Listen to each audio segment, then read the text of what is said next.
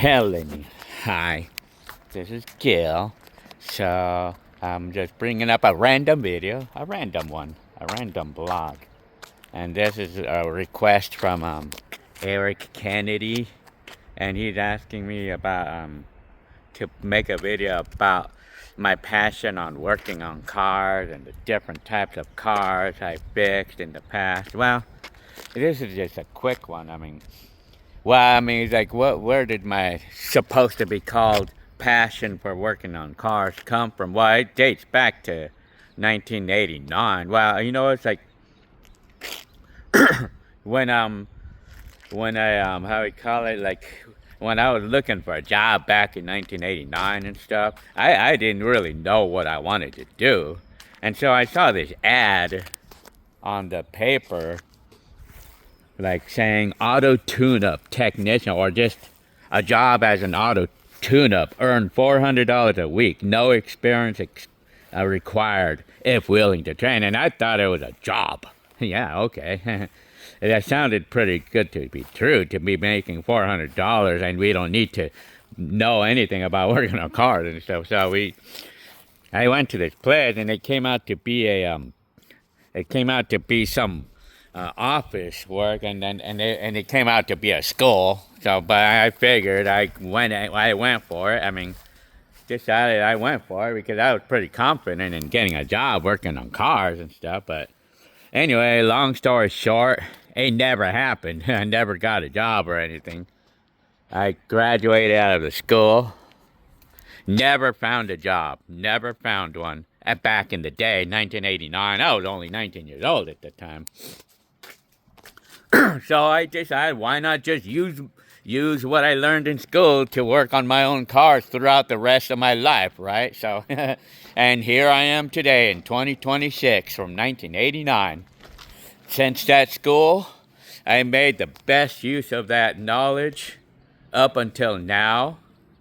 And I tell you, of course, it was a challenge for me to work on cars at first because, I needed to kind of I needed experience, but I learned things like brakes and, the simple things, tune-ups and brakes and stuff. And part to replace them. But back in the day, these cars were easy to work on, or they're a bit more easier, I think. Well, it was a car like this one that I had, the Mercury. Well, I replaced a number of things on the Mercury, on that white car that I used to have back in the day.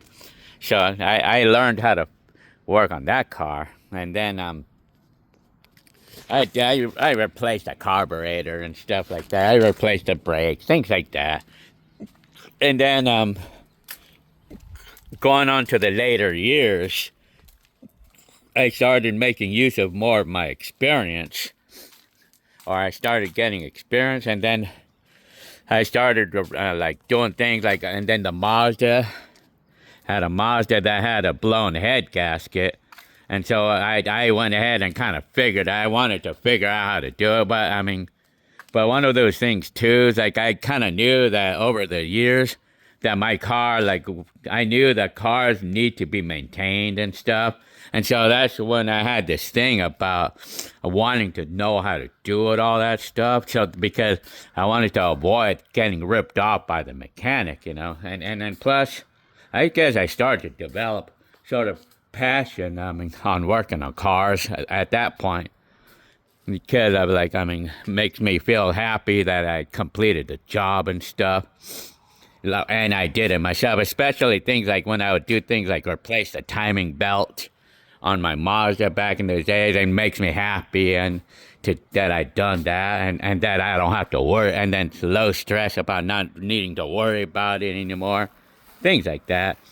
But of course, over time, there would be times when we'd have to do some significant repairs on the car, like the clutch, for an example. I first did my major repair, a clutch. I first attempted to do that back in 1999. No, back in 2009. That's when I made my first attempt to do a big job. But actually, I did a big job like the head gasket. I did a head gasket on the Mazda back in '94. That's when I decided to tackle that because I really wanted to get the car to run, and I wanted to challenge myself to do it. So I took the challenge, and I was successful, and it made me really happy and everything. So I mean, that's where the passion on working on cars comes from. When you buy a car, like when you buy a car that's pretty cheaply priced, and then you do the job yourself, and if you could do the job yourself, you can get a really nice car for cheap when you do everything yourself. I mean, and that's where it can come into play too, like where you could get a good price on a car. Like you buy a car, like for an example, if I was going to come around one of these cars, my Kia, if I was going to come around somebody who was selling their Kia and they had a messed up clutch, and they would be selling it for cheap because of it, then I would take the car. I would be not hesitant on buying the car, and it would be something I would be able to do myself and save $1,000. I mean, and then see that's where it comes into play, like the passion for working on cars, because I mean, you could save a lot of money when you know how to work on a car yourself. I mean, it's really helpful to know what to do on a car, or to know how to do things like brakes and stuff, especially things like that. I mean, like the general maintenance and stuff. I mean, that's where the passion comes into play for doing it, because that way I could keep away from these unscrupulous mechanics that overcharge and take advantage of people who don't know how to work on their own cars. And then, of course, we get people who neglect work on their cars because they're afraid of paying too much money. And then for me, I don't have to worry about that because I already know how to work on the car. So I mean, it saves me a lot of agony. So I mean, worrying about paying too much money. And of course, over the years, I got really good at working on cars. But there are some cars that I would not work on, and they would be cars like, it'd be like, I probably would not do things like replace an engine on this car, for an example, or that's a job I wouldn't do on a car, like replacing an engine by myself. I mean, I wouldn't do that myself. I mean, that's me though. I mean, anyway.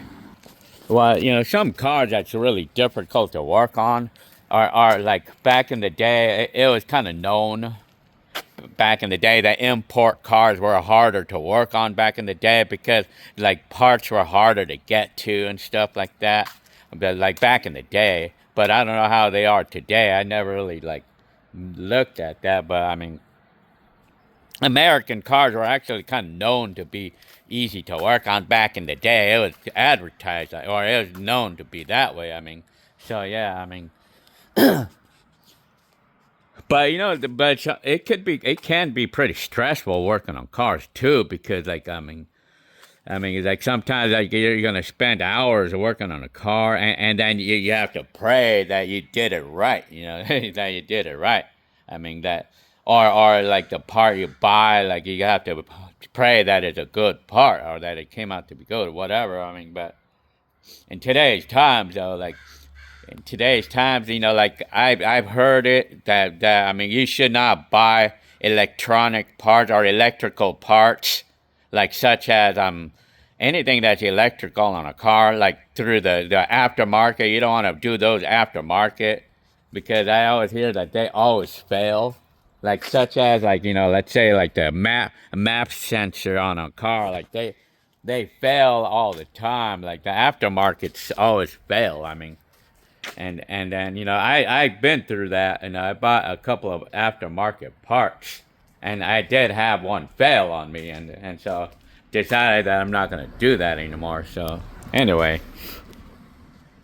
so that was my quick passion about, like, with my little story about my working on cars history.